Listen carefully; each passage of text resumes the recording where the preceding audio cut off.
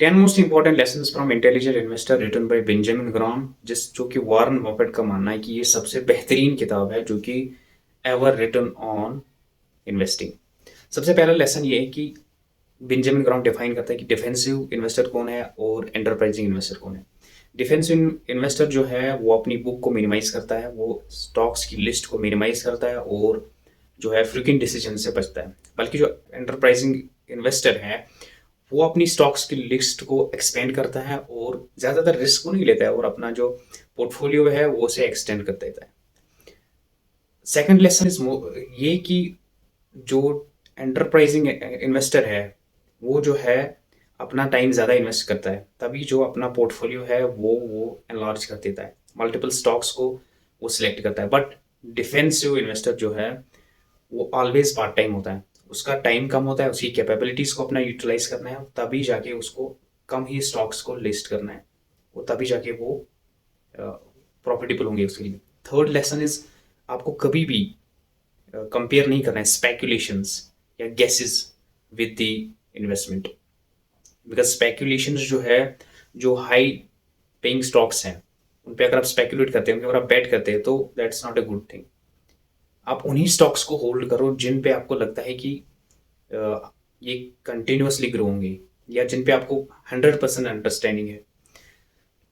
Fourth lesson ये है कि आप जिन स्टॉक्स में इन्वेस्ट कर रहे हैं आपको उन स्टॉक्स का वैल्यू पता होना चाहिए कि आप कहीं ओवर प्राइसेड स्टॉक तो नहीं खरीद रहे हैं। फॉर एग्जांपल वो एग्जांपल देते हैं कि जो 150 लार्जेस्ट कंपनीज हैं उनमें से ओनली 8 कंपनीज जो है वो प्रॉफिटेबल साबित हुई है इन लास्ट 10 डिकेड्स, जो कि फॉर्चून 500 में लिस्टेड है।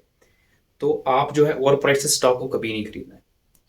और फिफ्थ लेसन इज जो बियर मार्केट है that's a good news for the investor, क्योंकि उसमें आप जो है खरीदो कुछ चीज़। और जो बुल मार्केट है वो जो है that's also good news for investor, उस टाइम पे उसे सेल करना है अपने स्टॉक को जबकि वो बहुत ज़्यादा हाई पहुंच चुका हो। और वॉरेन बफेट भी इसी किताब को पढ़ के जो है एक बिलियनियर बन चुके हैं।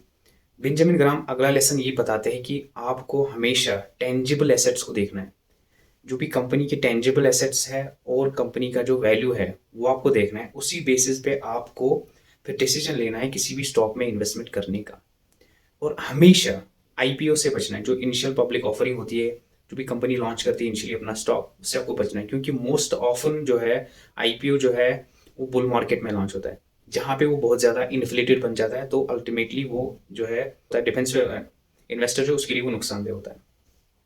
ऑलवेज आपको ये चुनना है कि कंपनी के एसेट्स कितने हैं या जो स्टॉक का वैल्यू है और जो कंपनी का वर्थ है, ये तो अलग चीज़ें हैं।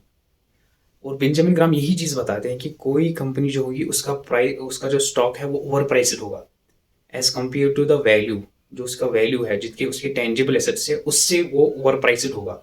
तो अगर आप स्टॉक प्राइस को देखिए किसी चीज़ में इन्वेस्ट कर रहे हैं तो आप जो है धोखे में आ रहे हैं, और जब आप धोखे में आ रहे हैं तो अल्टीमेटली लॉन्ग टर्म में आपको लॉस देखना पड़ेगा। आप देखोगे कि कुछ कंपनीज है जिनके टेंजिबल एसेट्स बहुत ज़्यादा है लेकिन उनका जो प्राइस है स्टॉक का वो बहुत कम है। अगर आप उन कंपनीज में इन्वेस्ट करते हैं तो ultimately you will be fortunate. और मोस्ट इंपॉर्टेंट लेसन जो कि वॉरेन बफेट खुद कहते हैं कि, और बेंजामिन ग्राहम में भी बुक में ही फोकस करते हैं कि आप जो है हमेशा इन्वेस्ट करें इंडेक्स फंड्स में, और यही जो है डिफेंस इन्वेस्टर के लिए लॉन्ग टर्म में यही चीज़ फायदेमंद साबित होती है। और लास्ट लेसन जो कि बहुत ज़्यादा इंपॉर्टेंट है वो ये है कि आप हमेशा से जो है कंपनी की अर्निंग्स और वैल्यू को, जो ईयरली अर्निंग्स है और उसका जो वैल्यू है उसको हमेशा इवॉल्वेट करते रहे कि पिछले साल कंपनी का वैल्यू इतना था और उसकी अर्निंग्स कितनी है। जब तक कोई भी बिजनेस प्रॉफिटेबल नहीं है तब तक उसमें इन्वेस्ट नहीं करना चाहिए।